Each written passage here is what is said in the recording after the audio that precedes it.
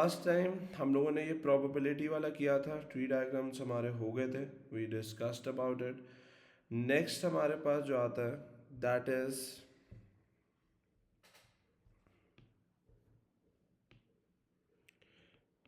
Mutually exclusive events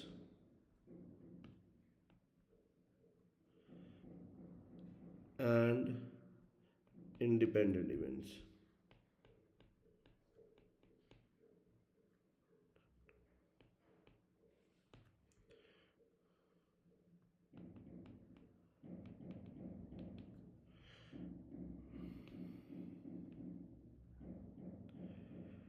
now the point is, हमें question आता होता है कि वो आपसे कहता है कि शो दैट और prove that these two events are mutually exclusive और इंडिपेंडेंट। ये हमें प्रूव करने के लिए वो क्वेश्चन देता होता है।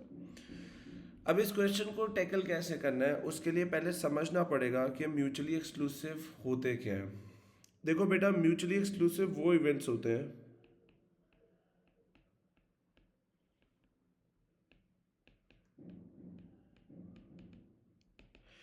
अगर मैं आप लोग ओ लेवल्स में वेन डायग्राम्स पढ़ के आए हैं, अगर मैं इसको वेन डायग्राम पे इलिस्ट्रेट करना चाहूँ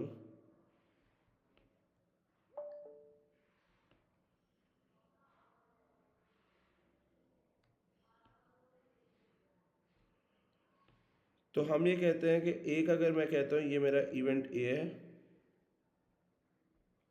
और ये मेरा इवेंट बी है,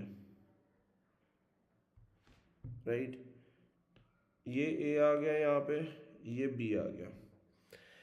ये जो दो इवेंट्स हैं हम कहते हैं they are mutually exclusive to one another. तो इसमें अगर मुझे यहाँ पे लिखना है तो यहाँ पे मैं लिख सकता हूँ कि probability of A intersection B that will be equal to zero. अब यहाँ पे एक चीज समझ लें, यहाँ पे मैंने एक साइन डाला है, दिस साइन, इसको हम कहते हैं इंटरसेक्शन। इंटरसेक्शन इंटरसेक्शन का वर्ड कहीं पे भी आए जेन में आपके आ जाना चाहिए कॉमन। और अगर मैं ये वाला साइन डाल दूं तो इसको हम कहते हैं यूनियन, और यूनियन का मतलब होता है ऑल। ये दो इवेंट्स हैं जिस पे हमें बात करनी होती है, साइंस है बेसिकली। याद रखिएगा, अगर मैं कह रहा हूं म्यूचुअली एक्सक्लूसिव, तो दो इवेंट्स म्यूचुअली एक्सक्लूसिव तब होते हैं जब उनमें कोई इंटरसेक्शन नहीं होती, कोई चीज कॉमन नहीं होती। हम कहते हैं अगर probability of A intersection B जो है वो इक्वल्स टू जीरो हो जाए तो हम कहेंगे yes these two events are mutually exclusive. Means उनके अंदर कोई कॉमन नहीं है, no common point, no common. No common है तो ऑब्वियसली बात है इंटरसेक्शन की प्रोबेबिलिटी भी नहीं निकलेगी, प्रोबेबिलिटी जीरो हो जाएगी। तो ऐसे इवेंट्स जो होंगे वो आपके पास क्या कहलाएंगे, they are known as the mutually exclusive. अभी लिखिएगा मत। फिर हम ये कहते हैं कि इंडिपेंडेंट इवेंट्स,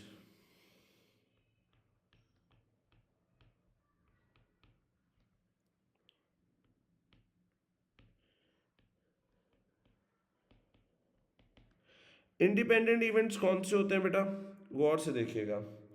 अगर probability of A intersection B equal हो जाए probability of A multiply by probability of B के, अगर ये कंडीशन पूरी हो जाए तो हम कहते हैं yes the events are independent.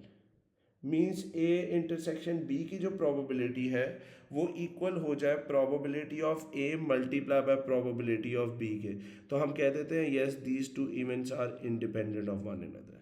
तो पॉइंट ये है, जब भी वो क्वेश्चन दे और आपसे कहे कि जी शो करो कि ये वाला काम हो रहा है, आपका टास्क सिर्फ और सिर्फ इतना है कि आपने ये जो मैंने स्क्वायर आउट किए हैं ये कंडीशन को ट्रू कर देना है। अगर ये कंडीशन ट्रू हो जाती हैं तो हम कह देते हैं यस दे आर इंडिपेंडेंट और yes they are mutually exclusive.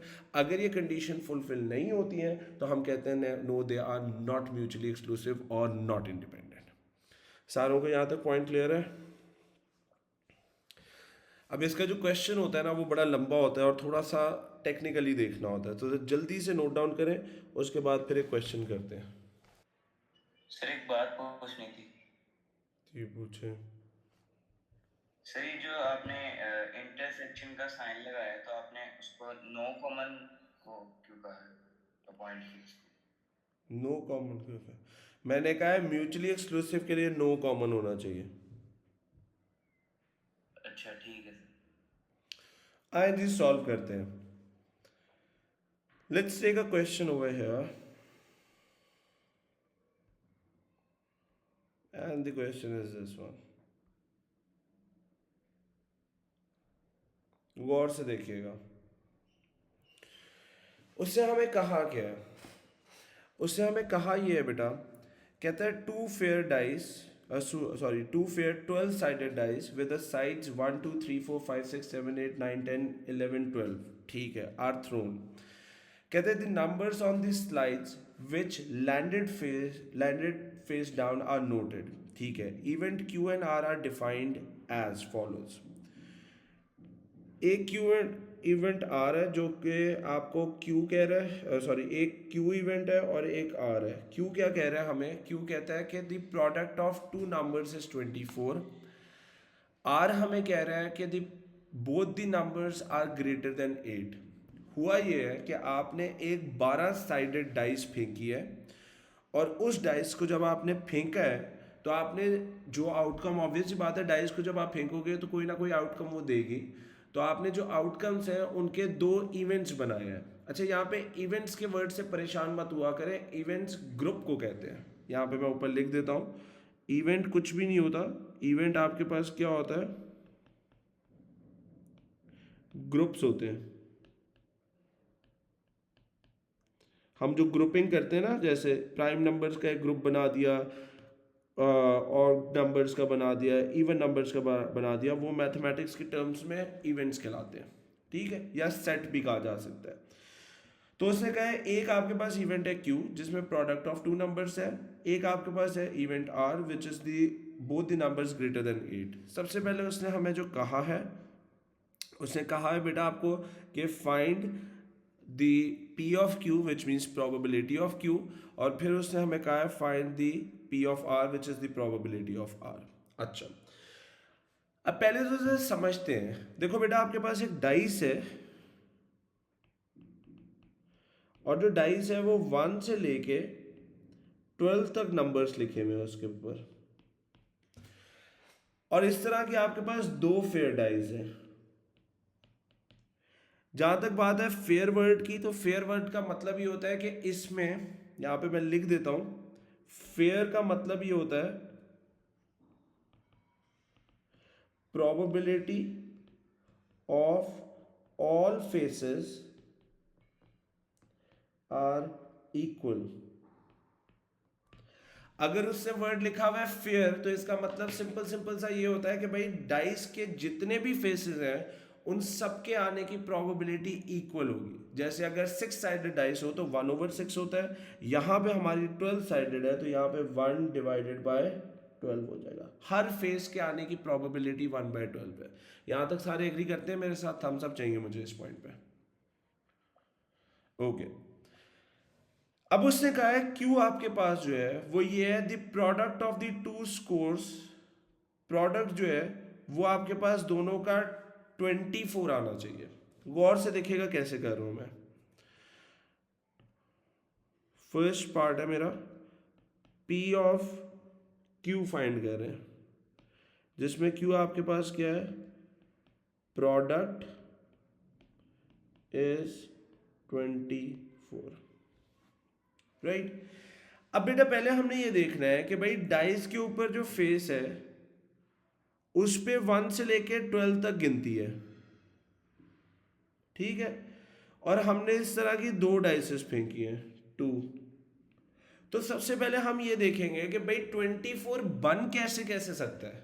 How can we make 24? किस किस तरीके से 24 आ सकते हैं? गौर से देखिएगा, जितने आपके पास बन सकते हैं वो सारे हमने कॉम्बिनेशंस बना लेने हैं। क्या क्या बनेंगे हमारे पास? अगर मेरे पास 2 एक डाइस दे दे और 12 दूसरी साइड दे दे तो क्या मेरे पास 24 बनेगा? सारे एग्री करते हैं 2 × 12 कितना होता है? 24। तो क्या मेरे पास 24 आ जाएगा इससे? एक डाइस ने 2 शो किया, एक ने 12 शो किया, क्या मुझे 24 मिल जाएगा? थम्स अप चाहिए मुझे इस पॉइंट पे। ओके, इसी तरीके से अगर मैं यहाँ पे इसका रिवर्स लिख दूं कि भाई 12 और 2 हो गया, ये दो अलग अलग हैं, क्योंकि फर्स्ट वाले का मतलब है कि पहली डाइस ने आपको 2 दिया है, दूसरी वाली ने 12 दिया है। दूसरे वाले का मतलब है पहली डाइस ने 12 दिया है, दूसरी वाली ने 2 दिया है, तो ये दो अलग अलग बनेंगे। इसी तरीके से नेक्स्ट हमारे पास क्या बन सकता है कि एक डाइस मुझे 3 दे दे, दूसरी मुझे 8 दे दे, और इसका ऑपोजिट क्या होगा? That is going to be 8, 3। 8 3 ज़ा 24 भी होता है, 3 8 ज़ा भी 24 होता है। इसी तरीके से नेक्स्ट क्या बन सकता है मेरे पास? नेक्स्ट जो मेरे पास बन सकता है that is going to be 4, एक डाइस 4 दे दे, दूसरी 6 दे दे, या फिर मेरे पास आ जाए 6 और 4। जो भी आप इवेंट लिखेंगे उसका ऑपोजिट मस्ट लिखिएगा, क्योंकि वो दो अलग अलग कॉम्बिनेशंस बनते हैं। तो ये वो सारे कॉम्बिनेशंस हैं जिनको अगर हमारी डाइस देगी तो उनका प्रोडक्ट विल बी 24। अब अगर मुझे इसकी प्रोबेबिलिटी निकालनी है तो वो कैसे निकालूंगा मैं? गौर से देखिएगा, probability of Q which is the product equals to 24। 2 आने की प्रोबेबिलिटी कितनी बनेगी? That is going to be 1 divided by 12 multiply by 12 आने की भी कितनी होगी? That is going to be 1/12। तो एक इवेंट की प्रोबेबिलिटी यहां से ये आ गई।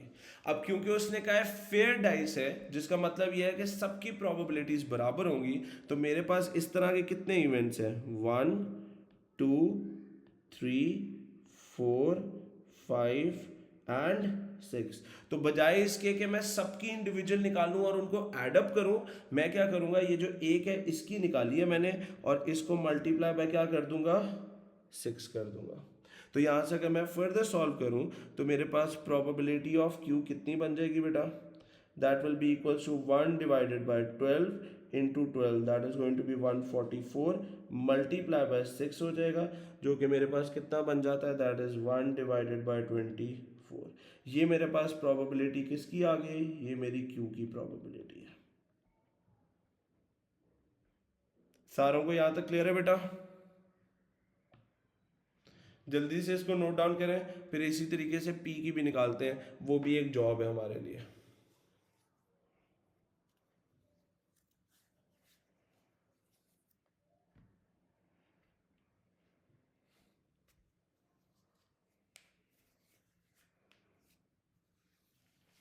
सर जी बेटा। ये प्लीज रिपीट कर दें कि ये 1 to 12 1 to 12 क्या है?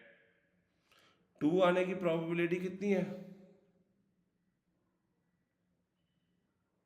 सर 2 है। बेटा 2 आने की प्रोबेबिलिटी क्या होगी? आपने एक डाइस फेंकी है, उस पर 2 आने की प्रोबेबिलिटी क्या होगी?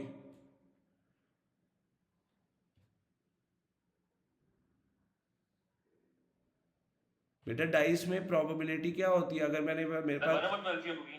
जी, अगर नॉर्मल डाइस है उसमें प्रोबेबिलिटी क्या होती है? 1/6। ऊपर लिखा भी है मेरे पास 12 फेस वाली डाइस है, तो हर एक की प्रोबेबिलिटी क्या होगी? 1/12। तो 2 आने की प्रोबेबिलिटी कितनी बनी? 1/12। 12 आने की प्रोबेबिलिटी क्या बनी? 1/12। ठीक है सर, समझ आ गया। ओके जी, तो फर्स्ट पार्ट का हमने आंसर दे दिया, find the probability of Q. अब चलते हैं find the probability of P of R. गौर से देखिएगा,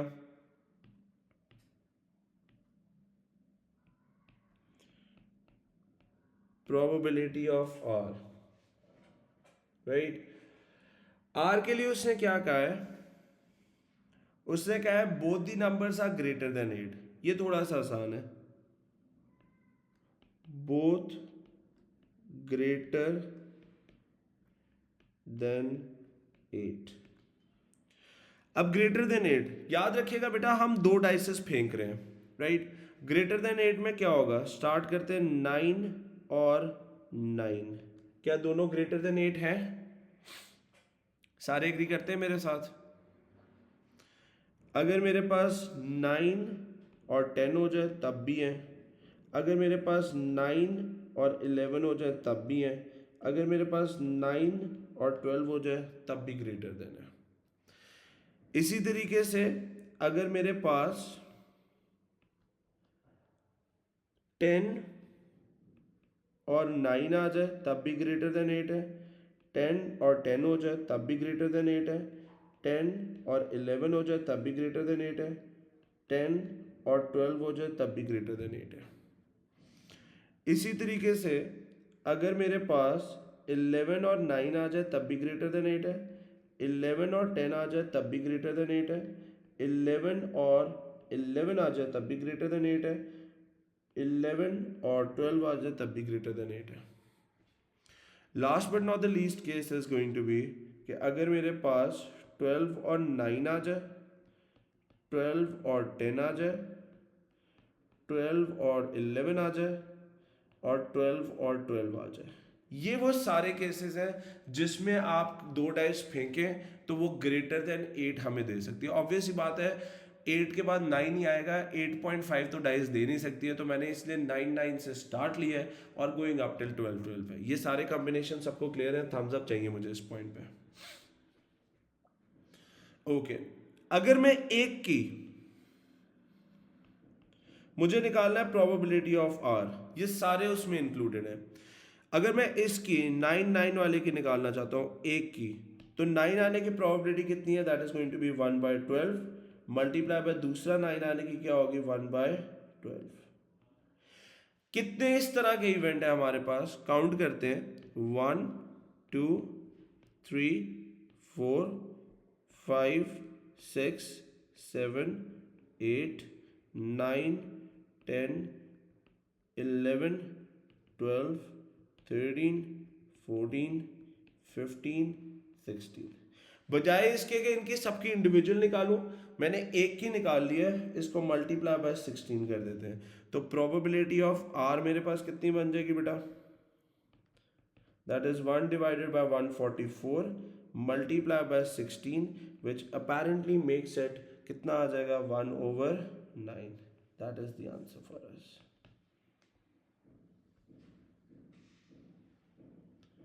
Is this point clear to everyone?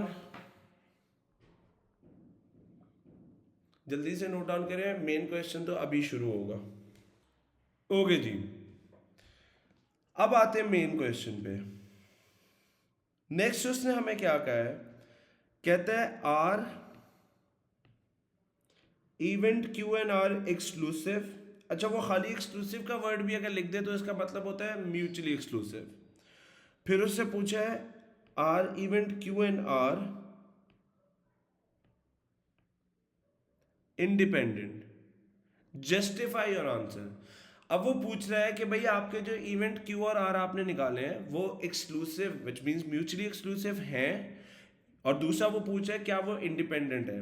तो मैंने एक चीज बोली है, मैंने कहा भाई आपको अगर म्यूचुअली एक्सक्लूसिव या इंडिपेंडेंट शो करना है, आपका काम सिर्फ और सिर्फ इतना है कि आप ये चीज शो कर दो, ये वाली और इधर से ये वाली। अगर आप ये दोनों इक्वेशंस को शो कर देते हैं, प्रूफ कर देते हैं, तो इसका मतलब yes they are mutually exclusive, और अगर नीचे वाली को कर देते हैं तो yes they are independent, right. तो मैं यहां से पहले एक्सक्लूसिव के लिए इसको पकड़ लेता हूं, यहां से करते हैं जी कॉपी और नीचे लेके आते हैं, सी पार्ट पे हम हैं, राइट। अगर म्यूचुअली एक्सक्लूसिव होना है तो ये वाली कंडीशन को ट्रू करना पड़ेगा। अगर ये ट्रू हो जाती है तो हम यहाँ पे लिख देंगे yes they are mutually exclusive, right. अभी तो मैं क्वेश्चन मार्क डाल रहा हूँ क्योंकि अभी मुझे नहीं पता है, पहले तो इसको ट्रू करना पड़ेगा हमें। सारों को यहाँ तक एग्रीड है? एक सेकंड दीजिएगा मुझे।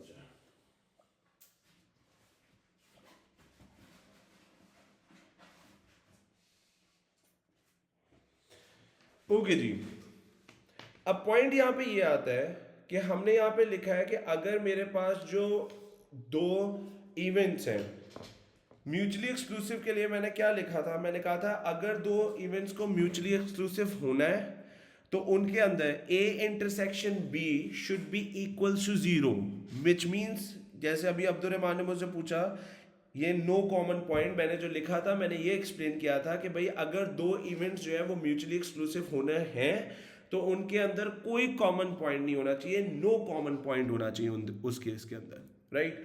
तो अगर हमें ये शो करना है कि भाई हमारे जो दो इवेंट्स हैं वो म्यूचुअली एक्सक्लूसिव हैं, तो हमारे पास ये शो करना पड़ेगा कि उनके दोनों के अंदर नो कॉमन पॉइंट है।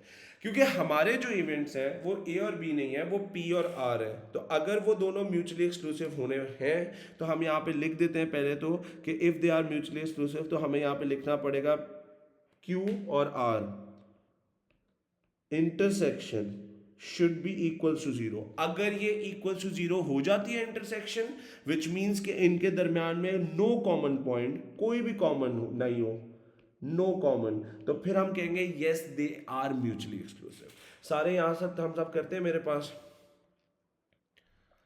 अच्छा, अब जरा हम लोग आते हैं जो सिनेरियोज हमने बनाए हैं, ये वाले सारे scenarios, these all scenarios belongs to, ये जो सारे हैं मैं स्क्वायर आउट कर रहा हूं इसको, ये सारे के सारे सिनेरियोज आपके आर के हैं। मींस आपका जो आर है प्रोबेबिलिटी वो इन सिनेरियो से बनी है। ऊपर अगर मैं आता हूं, ये वाले मेरे सारे के सारे सिनेरियोज हैं आपके क्यू के, विच मीन्स आपके पास जो क्यू है वो आपके पास इन से बना है, right.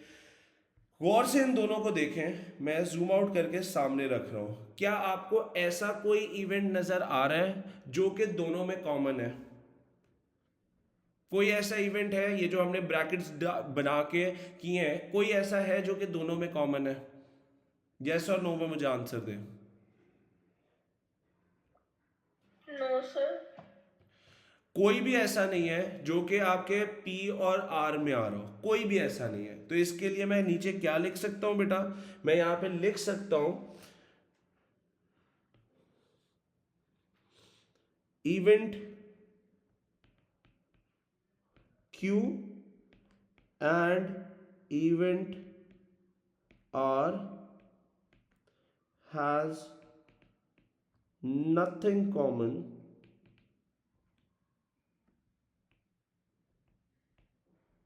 hence probability of q intersection r is equal to 0, therefore q and r are mutually exclusive.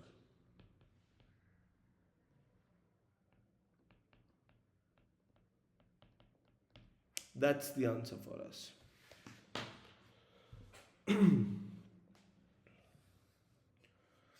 सबको यहां तक क्लियर है बेटा? थम्स अप चाहिए मुझे इस पॉइंट पे, अभी लिखिएगा मत। इंडिपेंडेंट के लिए, इंडिपेंडेंट को भी साथ करते हैं, उसके बाद आप लोग कीजिए, लिख लीजिएगा। नेक्स्ट उसने पूछा था कि are these two events independent, तो मैंने क्या कहा है, इंडिपेंडेंट के लिए ये वाली कंडीशन ट्रू होनी चाहिए। अगर ये कंडीशन ट्रू हो जाती है तो हम कह देंगे भाई यस दे आर इंडिपेंडेंट। गौर से देखिएगा, इसको मैं इधर लेके आ रहा हूं, डी पार्ट ये मैं इधर ले आया। अगर इंडिपेंडेंट होना है तो ये वाली कंडीशन ट्रू होनी चाहिए। अगर हम यहाँ पे देखें तो हमारे क्योंकि Q और R से लेबल्ड है, तो मैं यहाँ पे लिख देता हूँ पहले तो भाई probability of Q intersection R should be equal to probability of Q multiply by probability of R। अगर हम यहाँ पे देखें बेटा तो probability of Q intersection R, अभी हमने बात की है कि इनके दरमियान में कोई भी कॉमन नहीं है, तो इनकी प्रोबेबिलिटी क्या होगी, that will be equal to zero. पिछले पार्ट में हम लोगों ने ये शो किया था। तो सबसे पहले तो मैं यहाँ पे लिख देता हूँ probability of Q intersection R that will be equal to zero. सारे यहाँ तक एग्रीड है? थम्स अप चाहिए मुझे इस पॉइंट पे। प्रोबेबिलिटी ऑफ क्यू वो हमने ऑलरेडी फाइंड कर ली थी। कितनी फाइंड की है ये देखें, ये निकाली आपने 1 डिवाइडेड बाय 24। इसको नीचे लिख देता हूं। प्रोबेबिलिटी ऑफ आर वो भी हम फाइंड करके आए हैं। क्या फाइंड की थी? 1 डिवाइडेड बाय 9। इसको भी लिख देते हैं। ये जो मेरे पास इक्वेशन है इसके अंदर जरा प्लेस करते हैं।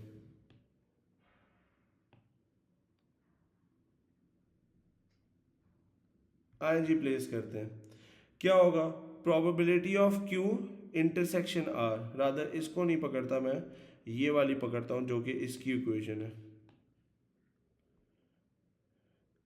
प्लेस करें probability of Q intersection R, यहाँ पे मैंने प्लेस किया 0 is equals to probability of Q कितनी है, that is going to be 1 divided by 24 multiply by probability of R कितनी है 1/9। अगर मैं यहाँ पे देखूँ तो क्या मैं कह सकता हूँ 0 will be equals to 1 divided by 24 multiply by 9 करें कितना होता है, that is going to be 1/216। क्या ये दोनों इक्वल्स हैं, कभी भी इक्वल नहीं है, तो क्रॉस डाल देता हूँ नॉट इक्वल। तो मैं यहाँ पे कहूँगा क्या, नो। अगर ये इक्वल आ जाते हैं तो हम कह देते हैं इंडिपेंडेंट है, तो इक्वल नहीं आया है तो हम क्या कहेंगे, no Q and R not independent.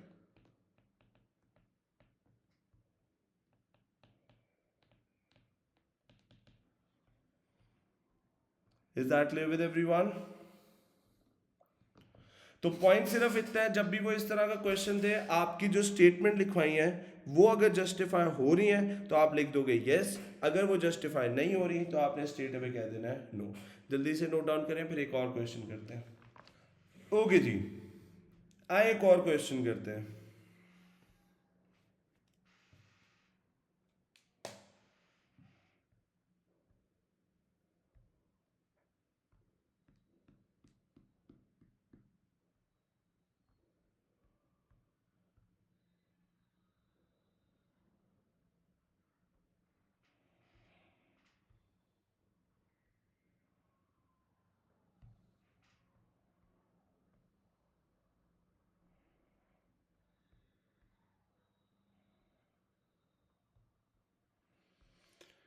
Next is this question,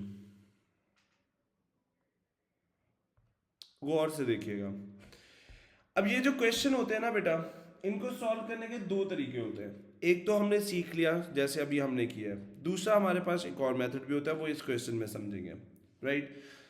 अच्छा, ये जो क्यू और इंडिपेंडेंट और म्यूचुअली एक्सक्लूसिव है, इसको फाइंड करने का यही तरीका है, ये वाली स्टेटमेंट्स ट्रू होनी चाहिए। ये जो हमने ये इवेंट्स बना के किए, इसको फाइंड करने का एक और तरीका भी होता है, अब हम उस पर बात करने लगे, राइट। एक तो ये है, आपको दोनों में से जो ईजीएस्ट लगे वो कर सकते हैं, लेकिन उसके लिए भी एंड में मैं एक और हिंट भी बताऊंगा। नेक्स्ट उसने हमें क्या कहा है, कहता है two fair dice are thrown, event A, वो कहता है इवेंट ए है that the score differs by 3 और मोर। इवेंट ए हमने बनाना है कि जी स्कोर हमारा डिफर करे 3 या मोर से। Find the probability of event A. Event B है that the score is greater than 8 and the probability हमें इसकी भी फाइंड करनी है। गौर से देखिएगा, अब उससे कहा है फेयर डाइस है, टू फेयर डाइस। अब बेटा यहाँ पे कुछ भी नहीं लिखा हुआ, तो इसका मतलब यह है कि फेयर डाइस जो है इसके पास 1 से लेके 6 तक नंबर्स हैं, और हर एक के आने की प्रोबेबिलिटी कितनी बन जाएगी वो हमें पता होनी चाहिए कि प्रोबेबिलिटी इस केस में कितनी होगी, that is going to be 1/6। पिछला 12 साइडेड था इसलिए 1/12 था, ये 6 साइडेड वाली है जो नॉर्मल आपकी लूडो का डाइस होती है, ये नॉर्मल वाली है, तो इसमें प्रोबेबिलिटी 1 से लेके 6 1/6 होगी, क्योंकि नंबर पे फेसेस जो नंबर लिखे होंगे वो 1 से 6 तक होंगे। सारे यहाँ तक एग्री करते हैं मेरे साथ? ओके, अब देखें इसमें कैसे करेंगे, गौर से सबने सुनना है, अभी कोई लिखेगा नहीं। लेट मी ब्रिंग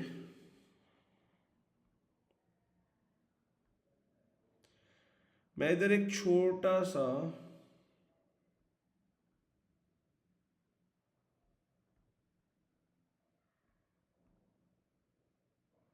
ये लेके आता हूं बॉक्स सा,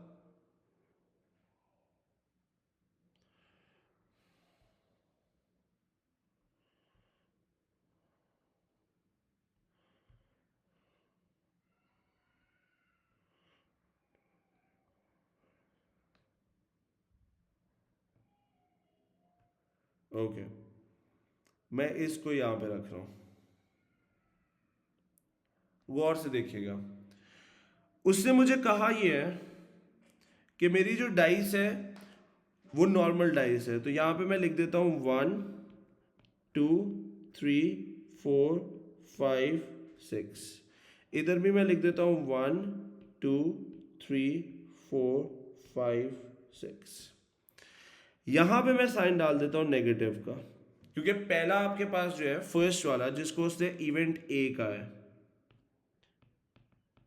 इवेंट ए, उसमें वो क्या कह रहा है कि भाई आपके पास जो डाइस बन रही है, वो जो आपके पास इवेंट ए बन रहा है वो आपके पास है डिफर बाय 3 और मोर। डिफर का मतलब क्या होता है? डिफरेंस। तो ये मैंने यहां पे कर दिया। इसी के पैरेलल मैं इवेंट बी को भी कर देता हूं। ये ले जी, मैंने इसको किया डुप्लीकेट और यहां पे कर देता हूं मैं इसको, और इस पे मैं लेबलिंग दे रहा हूं इवेंट बी। और यहां पे क्योंकि उसने कहा है the product of the score is greater than 8, तो प्रोडक्ट का मतलब क्या होता है? मल्टीप्लीकेशन। तो अब मैं यहां से सब्ट्रैक्शन का साइन हटा देता हूं और यहां पे मल्टीप्लाई कर देता हूं। तो मैंने क्या किया बेटा, दो डिफरेंट बनाए हैं, उसमें एक के बीच में लिख दिया माइनस, एक के बीच में लिख दिया मल्टीप्लाई। अगर आपको याद हो तो आप ओ लेवल्स में भी ये वाला ड्रॉ करते थे, वहां पे आप इसको नाम देते थे प्रोबेबिलिटी डायग्राम या पॉसिबिलिटी डायग्राम। हमने यहाँ पे इवेंचुअली यही काम किया है। सारों को यहां तक एग्रीड है? थम्स अप चाहिए मुझे इस पॉइंट पे सबके। ओके, अब हम जरा इसको फिलअप करते हैं। उसने कहा है the score is differ by 3, right?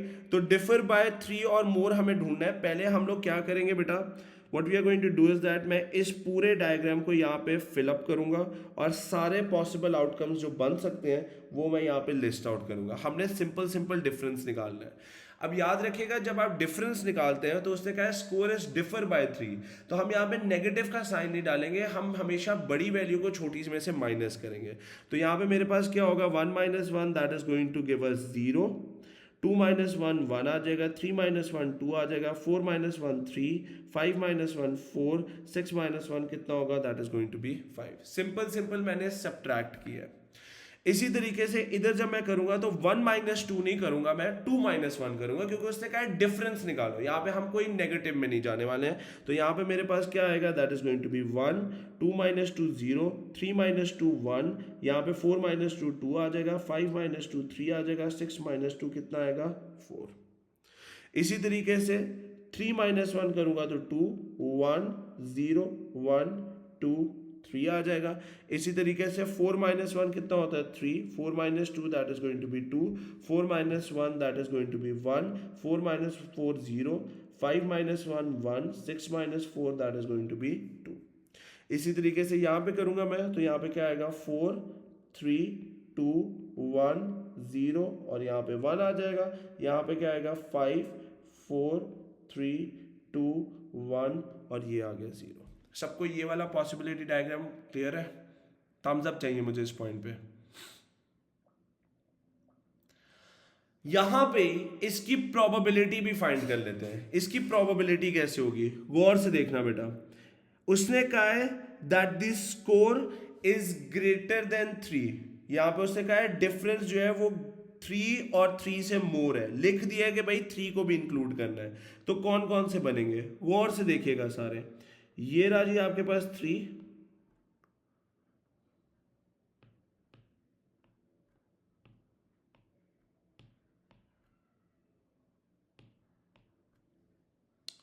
मैं स्क्वायर आउट ही कर देता हूं।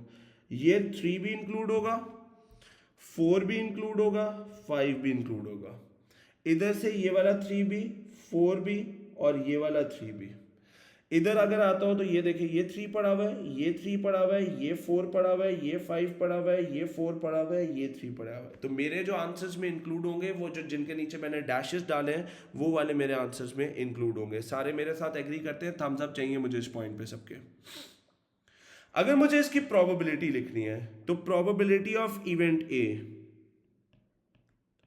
क्या बन जाएगी, कितने आउटकम्स है हमारे पास, काउंट करते हैं हम, 1 2 3 4 5 6 7 8 9 10 11 12। टोटल नंबर मेरे पास इधर जो है वो 12 है, जो हमें 3 और 3 से ज्यादा दे रहे हैं, divided by total number of outcome. तो टोटल नंबर ऑफ आउटकम्स कितने बन जाएंगे, that is going to be 36। तो वो मेरे पास कितना आ गया answer, that is going to be 1/3। ये मेरे पास इसका आंसर बन जाएगा। सारों को यहां तक इवेंट ए क्लियर है बेटा? ओके जी, इवेंट बी पे अगर मैं जाता हूं तो उसने कहा है इवेंट बी आपके पास है दैट द प्रोडक्ट मल्टीप्लाई करके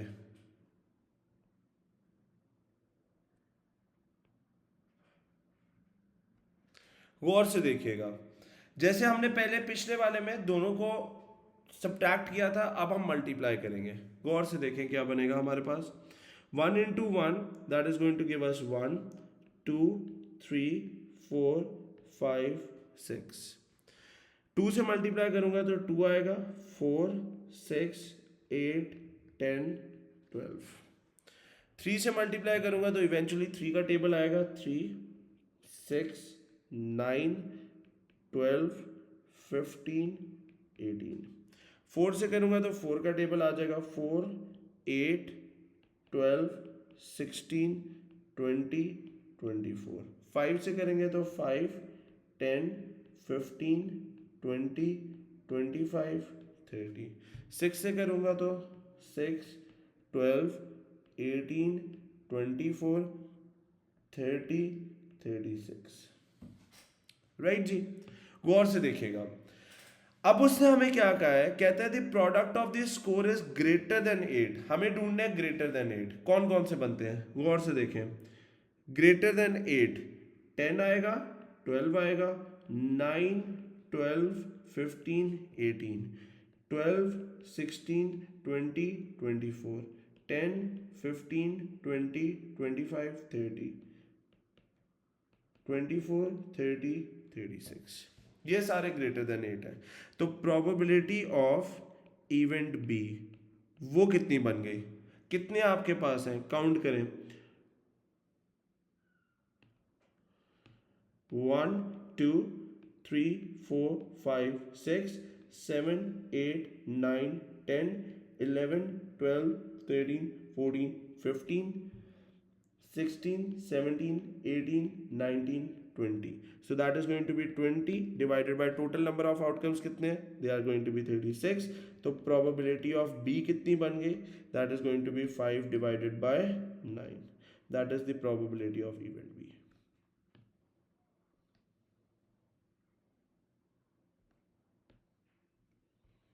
सबको यहाँ तक क्लियर है बेटा,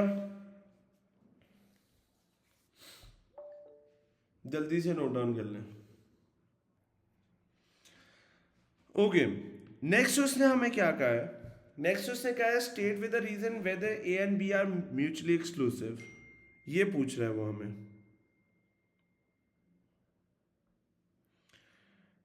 अगर हम इस पे आए तो अभी मैंने कहा है म्यूचुअली एक्सक्लूसिव होने के लिए कंडीशन होती है। कंडीशन ये है probability of A intersection B should be equal to 0। अगर ये 0 आ जाए तब हम कहते हैं yes they are mutually exclusive, अगर नहीं आ रही हो तो फिर हम कहते हैं नो। अच्छा, गौर से देखना बेटा, बहुत इंपॉर्टेंट क्वेश्चन कर रहे हैं। ए मेरे पास इवेंट है जिसके अंदर हमने कहा है डिफरेंस जो है वो 3 का है। बी आपके पास इवेंट है जिसमें प्रोडक्ट जो है वो ग्रेटर देन हमारे पास 8 आना चाहिए, राइट, ग्रेटर देन 8 होना चाहिए। अब हमें इसमें वो देखना है, वो वाले इवेंट्स एक्सट्रैक्ट आउट करने हैं कि जिनको हम सब्ट्रैक्ट करें तो हमारे पास 3 या 3 से बड़ा नंबर आना चाहिए, और उनको मल्टीप्लाई अगर किया जाए तो आंसर आपके पास 8 आना, मोर देन 8 आना चाहिए। एक भी अगर आ जाए ना बेटा, सारे बेशक आपको पेपर में ना मिल रहे हो, एक भी मिल जाए तो ऑब्वियस सी बात है प्रोबेबिलिटी 0 नहीं होगी, उसकी कोई ना कोई वैल्यू हो जाएगी। आप सारे निकाल लेते हो, बहुत अच्छी बात है। अगर आपको एक भी मिल जाता है तो भी हम ये कहेंगे no they are not mutually exclusive. गौर से देखिएगा, अगर मैं यहां पे देखूं, क्या मैं कह सकता हूं 5 और 2, 5 मल्टीप्लाई बाय 2 कितना होता है, that is going to be 10। 5 minus 2 क्या होगा, that is going to be 3। क्या मैं इनको सब्ट्रैक्ट करूं तो ग्रेटर देन 3 भी आता है आंसर, 3 या 3 से ग्रेटर देन भी आता है, और अगर इनको मल्टीप्लाई करें तो मेरे पास जो आंसर है वो आपके पास ग्रेटर देन 8 भी आ रहा है। लाइकवाइज इसका ऑपोजिट भी होगा 2,5। सारों को ये वाला पॉइंट क्लियर है, थम्स अप आने चाहिए मुझे इस पॉइंट पे। इसी तरह से 6 और 2 माइनस करेंगे तो 4 आएगा, मल्टीप्लाई करेंगे तो 12 आएगा। और यहां पे अगर मैं देखूं 2,6, तो क्या मैं कह सकता हूं ये जो है 6 और 2 ये कॉमन है, दोनों आंसर्स दे रहा है, दोनों इवेंट्स को कर रहा है। इसी तरीके से 3 और 8, सॉरी 3 and 6, नॉट 8, 6 और यहाँ पे 3 लिख देते हैं। ये 6 ऐसे हैं जो कि आपके दोनों के अंदर कॉमन होंगे। अगर आप देखो तो 6 और 2 से आंसर ग्रेटर देन 3 भी आ रहा होगा, मल्टीप्लाई करेंगे तो आंसर ग्रेटर देन 8 भी आएगा। तो अगर मैं इनकी प्रोबेबिलिटी फाइंड करूं बेटा, 1 की निकाल लूंगा, मल्टीप्लाई बाय 6 कर लूंगा, 5 आने की प्रोबेबिलिटी कितनी होगी, that is going to be 1/6, multiply by 2 आने की प्रोबेबिलिटी कितनी होगी, 1/6, तो आंसर कितना आ गया, 1 डिवाइडेड बाय 36। इस तरह के मेरे पास कितने इवेंट्स हैं, 1 2 3 4 5 एंड 6, तो मल्टीप्लाई बाय 6 आ जाएगा। तो probability of A intersection B मेरे पास कितनी बन गई बेटा, that is going to be 1/6, which is eventually not equal to 0। तो मैं यहां पे क्या लिख दूंगा, no, not mutually exclusive.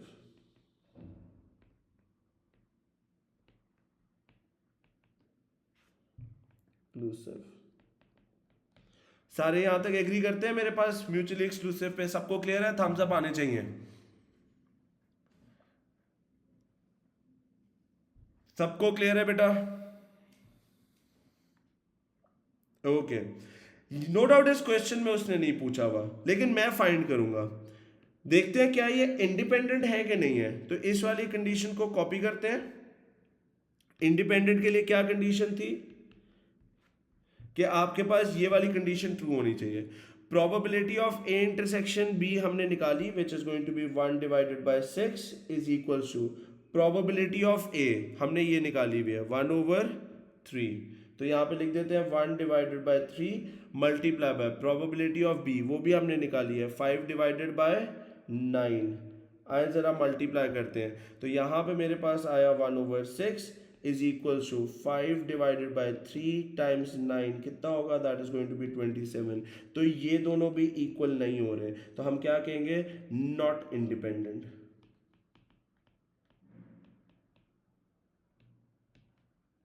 And I close the bracket over here, right. तो म्यूचुअली एक्सक्लूसिव और इंडिपेंडेंट के लिए सिंपल सा रूल है बेटा कि अगर आपकी कंडीशन ट्रू हो जाती है तो हम कहते हैं yes they are mutually exclusive, अगर आपकी कंडीशन फुलफिल नहीं होती है तो हम कहते हैं no they are not mutually exclusive. That's the simple criteria rule. सबको यहाँ तक क्लियर है, थम्स अप चाहिए मुझे इस पॉइंट पे।